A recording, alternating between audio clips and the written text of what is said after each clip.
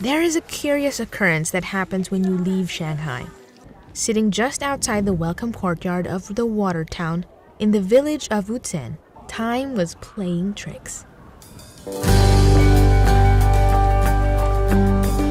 As if time had gone completely in reverse, an ancient water town was restored to its former glory, a worthy, albeit expensive endeavor. Just a 45-minute drive north of Hangzhou, it shares in the long history of Zhejiang Province. Built around the Grand Canal, the longest man-made river to date, Wuzhen is one of a handful of tourist villages that lay along this Beijing to Hangzhou conduit. A premier tourist destination, it spans 72,000 square kilometers, spreading over 6 districts. It was too much ground to cover, even with 2 whole days. Luckily, I grabbed my own guide in the form of Peter. Peter is a local tour guide, one of an elite fleet of guides in Wuzhen, with the distinction of rank shown through his cream-colored trench coat. I was wondering, how long is this street? It's about 1.8 kilometers. And along the street, we could find what? What would we find? Guest houses? Guest house, some scenic spots like go to the Bani Museum. This museum shows China usually has small feet. It's kind of culture binding. Binding, wow. And also we have an academy. Once the prince wants to come here to study. Wow. And also we have some painting salon for local artists gathering over there. And also we found different kinds of shops, over the street, snack, and some restaurants, hotels, everything included in this. I would be in it for a little bit of a snack. We could do that. On our first stop, the soybean paste shop. So I guess he's done for the day. He's just covering up. Actually, there are just about 20 bean paste shops scattered throughout Wuzhen. Traditionally fermented in vats, the paste here locks in that authentic deep flavor, ubiquitous to food in this province. But be warned. Wow, it smells really pungent. It's the soy sauce paste. I see. How much for a bowl? 35 yuan for traditional, you can't get anywhere else, soybean paste, I see. Wow. Can I hold one? Question is, can you bring it on a plane? Ultimately, if you can't bring it home, you can bring this home. Wow, look at that. And it's in a jar. Is this also a traditional jar? Oh, it's a traditional jar. So there's a paste inside.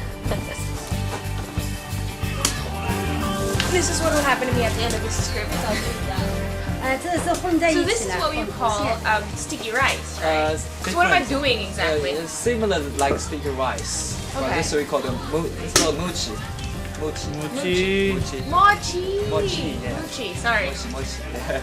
Matsu we call it in Chinese. Okay. And then what happens to this after I pound it to smithereens? Yeah, it's like it will become like this. Finally with the sesame. Getting taste. Oh, awesome. And the rice is different than normal rice. This is red rice. You can see it's red rice. Different than See that? It's actually a pinkish, almost green-like color. the natural color. But I'm sure it's very delicious.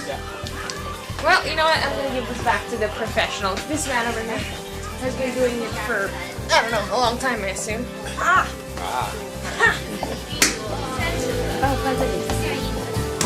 Yeah, that's where we go. Thank you. Kindness among strangers.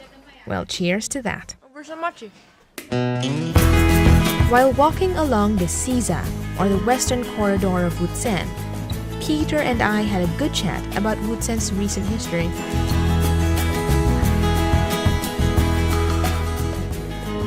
It's quiet. You know, I would even prefer to go here on a non-peak season. I mean, I'm sure you'll get better rates too, because there aren't a lot of people. But as Peter tells me later on, an average of 2,000 guests come to visit Wuzhen every day, and the number rises every year. Talk to me a little bit about accommodations. If people don't like the hotels, like the modern facilities, you can choose a guest house. But actually, with the household inside, their guest room was modern, with a modern facility. With modern facilities. Yeah, but the outlook, that's the guest house. I like it. Proudly claiming the title of the Venice of the East, with its winding canals and would-be gondoliers, I'd like to think Wuzhen stands to be so much more, possessing its own personality, provided generously by the locals still residing here. Yeah, over there, there's a tea house, traditional tea house facing the water.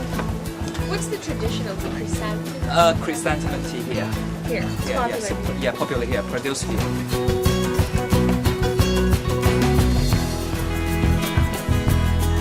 Throughout the town, there are tea houses that offer free tea, like self-service water stations for the locals. Peter was keen on teaching me some local etiquette and introducing me to some welcoming local residents.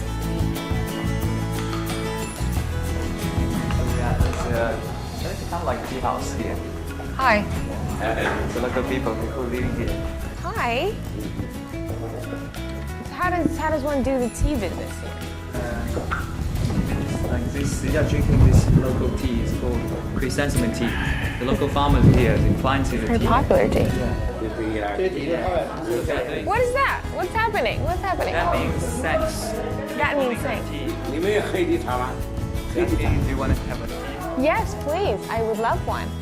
If they're pulling you a tea, they just with the two fingers, look lightly. Knock lightly. No, not lightly. Okay, just knock lightly. Not look lightly. And what does that mean? That means thanks. That means thanks. Yes. My mind was blown. All this time with all that rigmarole over modern living and forward thinking, it all seems so unnecessary now. Until, that is, an all too familiar itch to post the experience came along.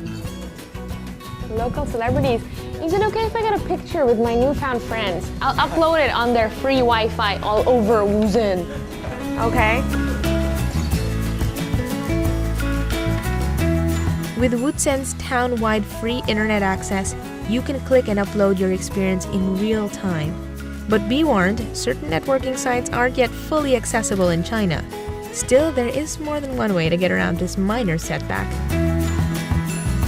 What is great about Wuzhen is that, for all its vintage glory, it's still very much a modern tourist zone.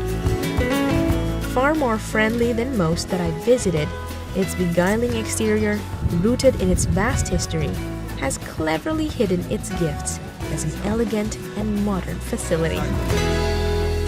With all the narrow side streets and little details you could busy yourself here, it's the broad view atop a bridge that makes the trip. Wow, look at that. Gorgeous. By the evening, Peter was off the hook, and I was back in the group. Dinner was a quick one, as we amped up for the chilly ride along the canals.